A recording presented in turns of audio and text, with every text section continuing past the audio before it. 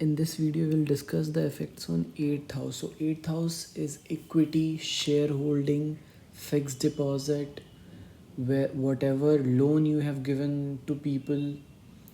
Why? Because 8th house is second from 7th. What people are consuming. So what people are consuming, तो what they are consuming, you are providing when you are with them. तो 8वां स्थान loan जो आपने दूसरों को दिया है, हर वो चीज़ जो आपने दूसरों को दी है as an investment is seen from 8th house.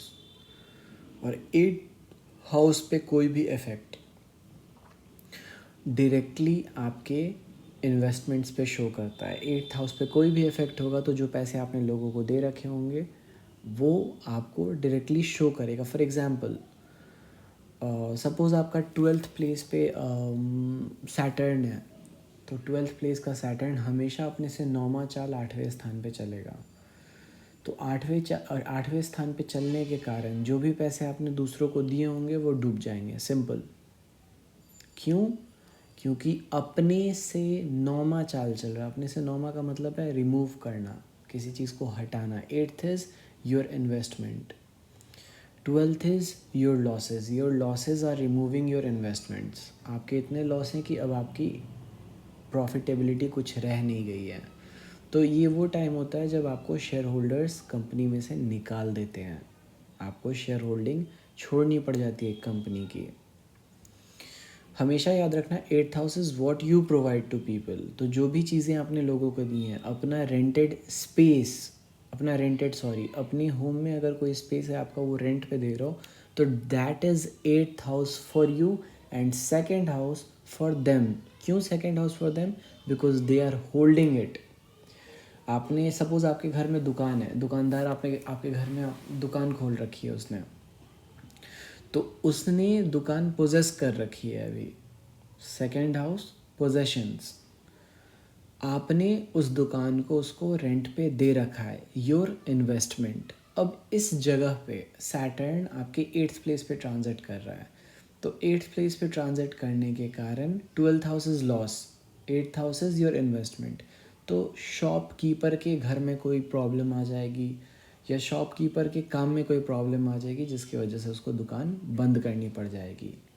Also remember, 12th is 6 from 7. तो लोग क्या कर रहे हैं? लोगों के कर्म की वजह से उनके पैसे का नुकसान. तो भारी नुकसान सहना पड़ता है इंसान को इन टर्म्स ऑफ इन्वेस्टमेंट. आपके पास पैसा रहेगा लेकिन आपने जो पैसे दूसरों को दिए होंगे वो ज़रूर डूब जाएगा. 12th हाउस में कोई भी प्लैनेट हो सकता है, राहु, केतु, जुपिटर, मर्क्यूरी. लेकिन एक बात ध्यान रखना है, मर्क्यूरी, वीनस, मार्स, ये सब 20, 40, 30 दिन ऐसे इनका ट्रांजिट पीरियड होता है. मून का तो 2.5 दिन का टाइम ट्रांजिट पीरियड होता है, सन का 1 महीने का. तो इनका इफ़ेक्ट्स जो होते हैं वो शॉर्ट टर्म के लिए होते हैं, बट लॉन्ग टर्म के जो इफ़ेक्ट्स होते हैं वो जुपिटर, सैटर्न, राहु, केतु यही दिखाते हैं. तो जब तक वो 8th हाउस में ट्रांजिट करेंगे तब तक आपके इन्वेस्टमेंट्स लूज़ होते रहेंगे. बहुत ज़्यादा नुकसान होता है इस समय. सपोज़ आप शिपिंग इंडस्ट्री से बिलोंग करते हो, आपकी शिप है और आपने अपनी शिप दूसरे को लीज़ एग्रीमेंट पे दी है. लीज़ एग्रीमेंट भी 8th हाउस होता है. मैं भूल गया था, लीज़ एग्रीमेंट को भी 8th हाउस से देखते हैं. तो लीज़ पे आपने अपनी शिप को दूसरे को दे दिया और 12th हाउस का सैटर्न 8th हाउस को ट्रांजिट कर गया. निश्चित है आपकी जहाज़ डूबेगी, निश्चित है. भले आपने इंश्योरेंस करा रखा हो, उसका इंश्योरेंस क्लेम हो ना हो, लेकिन आपकी जहाज़ डूबनी तय है.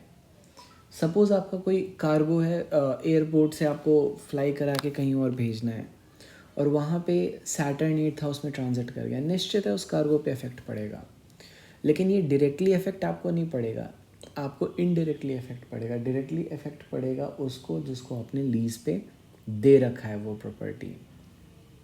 तो 8th हाउस आपको नहीं भूलना है. 8th house is also leased out property. जो प्रॉपर्टी आपने लीज़ पे दे दी वो आपकी 8th हाउस को से देखा जाएगा. तो अगर आपका 8th हाउस स्ट्रॉन्ग या वीक कुछ नहीं होता, I am so sorry to say, but 8th house पे कोई भी इफेक्ट आ रहा है तो वो डायरेक्टली आपके इन्वेस्टमेंट्स पे शो करता है. सपोज़ 8th हाउस में आपका सैटर्न है। अब सैटर्न, राहु, केतु या फिर जुपिटर, ये 4-5 प्लैनेट अगर इनमें से कोई भी या फिर ये सारे के सारे या फिर इनमें से कुछ 8th हाउस में है, तो आप अपनी, और जब ये 12th हाउस को ट्रांजिट करेंगे तो आप अपनी प्रॉपर्टी को काम पे लगा दोगे। आप अपनी प्रॉपर्टी को लोगों को दे दोगे काम करने के लिए, फॉर ये ऑन लॉस।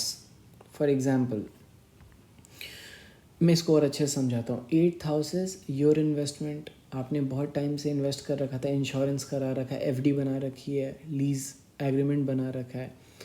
अब वो 12th हाउस को ट्रांजिट कर रहा है। 8th हाउस का जो सैटर्न 12th हाउस को ट्रांजिट कर रहा है, तो 12th house is your loss, 12th house is your expenditure. आप अपने इन्वेस्टमेंट्स पे स्पेंड कर रहे हो। Why? For making people work. तो ये वो टाइम होता है जब लोगों से आप काम करवाते हो अपने खुद के प्रॉपर्टी में, उनको शेयर होल्डर के तरीके से लेके आए। ये वो टाइम पीरियड होता है जब आपको अपनी लॉस पे ज़्यादा कमाने के लालच में आप अपना काम ख़राब कर बैठते हो। तो आपको ये भी ध्यान रखना है कि 8th हाउस का प्लैनेट जब भी 12th को ट्रांजिट करेगा, तो आपने जो जमा पूंजी बना रखी है वो